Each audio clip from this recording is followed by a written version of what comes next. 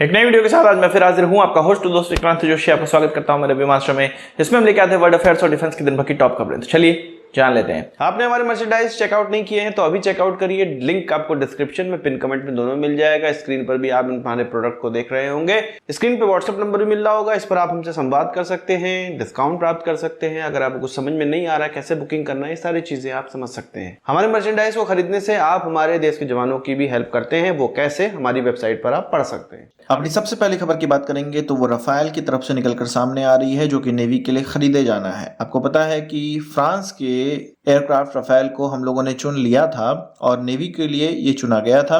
Air force के लिए already इसका इस्तेमाल हम लोग कर रहे हैं। जब नेवी के लिए ट्रेंडिंग हुई तो इसको विजेता घोषित तो अभी तक नहीं किया गया था, पर हमारे प्रधानमंत्री की जो फ्रांस यात्रा होने वाली है उसमें अब इसके लिए आगे काम किया जाएगा। मतलब कि हम लोग रफाल एम की तरफ आगे बढ़ रहे हैं और हमारे प्रधानमंत्री की यात्रा में इसको अंतिम रूप दे दिया जाएगा। साथ ही साथ 3 जो कलवरी क्लास के सबमरीन हैं उन पर भी बात हमारे प्रधानमंत्री की विजिट में होगी।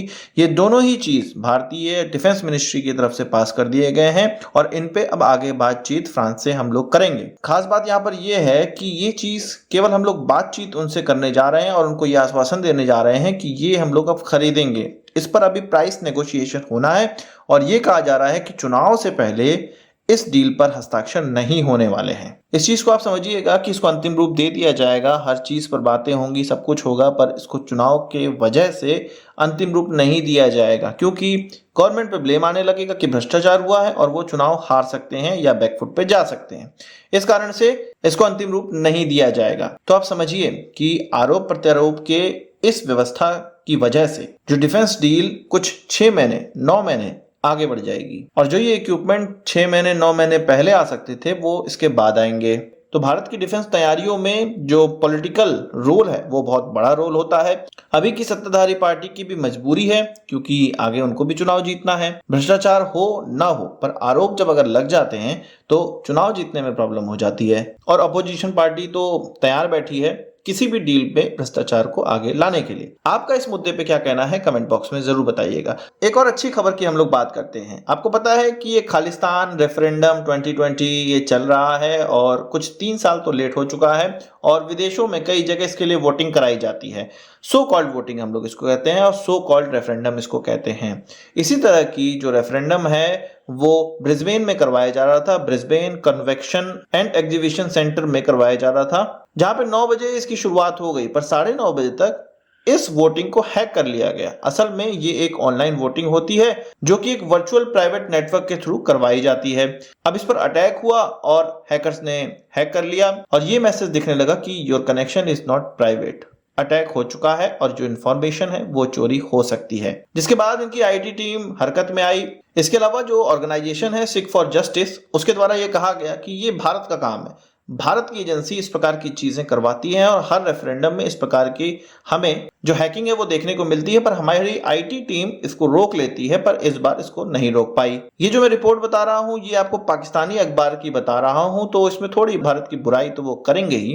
तो इसी बुराई की कड़ी में उन्होंने ये कहा कि चाइना बेस्ड एक सॉफ्टवेयर कंपनी है जिसके द्वारा ये कहा गया है कि ये जो खालिस्तानी रेफरेंडम हो रहा है इसमें APT 335 नामक एक इंडियन मर्सनरी है, ऑनलाइन मर्सनरी है, जो कि इस प्रकार की फिशिंग एक्टिविटी और इस प्रकार की हैकिंग में इन्वॉल्व रहती है और इस तरह के रेफरेंडम को होने नहीं दे रही। तो ये बहुत अच्छी बात है, भारतीयों के लिए बहुत ही अच्छी बात है। इसके लिए आप कमेंट बॉक्स में जरूर कमेंट लिखिएगा और इन अननोन वॉरियर्स के लिए एक बार जय हिंद तो जरूर लिखिएगा। बात करते हैं इसरो की। इसरो के चीफ के द्वारा यह कहा गया है कि SSLV का अब टेक्नोलॉजी ट्रांसफर करने का समय आ गया है। असल में हमें पता है कि इसको प्राइवेट कंपनियों के द्वारा ही बनाया जाएगा। टेक्नोलॉजी केवल इसरो के द्वारा बनाई गई थी और इसका जो पहला डेवलपमेंट ट्रायल था वो असफल रहा था, पर दूसरा जो डेवलपमेंट ट्रायल था या डेवलपमेंट फ्लाइट थी वो सफल रही थी। अब एक बिडिंग कराई जाएगी जिसमें कि जो प्राइवेट पार्टनर्स हैं वो सामने आएंगे और इस SSLV की टेक्नोलॉजी लेंगे, इसका मास प्रोडक्शन करेंगे और आगे चल के उन्हीं के लॉन्च व्हीकल से आगे सैटेलाइट्स लॉन्च की जाएंगी। ये कुछ उसी प्रकार से होगा जैसे कि HAL और L&T के द्वारा एक कंसोर्टियम बनाया गया है और उनको 5 PSLV का ऑर्डर दिया गया था, जो कि अब बनके तैयार भी होने लगे हैं और डिलीवर भी होने लगे हैं। कुछ उसी प्रकार से SSLV को भी प्राइवेट पार्टनर्स को भेज दिया जाएगा उसकी टेक्नोलॉजी और मास प्रोड्यूस वो करेंगे, क्वालिटी बेहतरीन रखी जाएगी ताकि जल्द से जल्द जो छोटे लॉन्च हैं उनको किया जा सके। बात करते हैं GE के F414 इंजन की, जो कि जनरल इलेक्ट्रिक के द्वारा HAL के साथ सहयोग करके भारत के अंदर बनाया जाएगा। इसमें कुछ टेक्नोलॉजी ट्रांसफर भी होगा। गोदरेज एरोस्पेस का यह कहना है कि वो इसकी तरफ देख रहे हैं, वो भी ये देख रहे हैं, 2-3 महीनों का इंतजार कर रहे हैं जब इसका पूरा खाका खींच लिया जाएगा, कितना काम भारत को करना है, कितना US से होकर आएगा, कितना हमें किट के माध्यम से मिलेगा और कौन सी टेक्नोलॉजी हमें प्राप्त होगी। उसके बाद गोदरेज एरोस्पेस का कहना है कि वो इसकी सप्लाई चेन से जुड़ना चाहते हैं।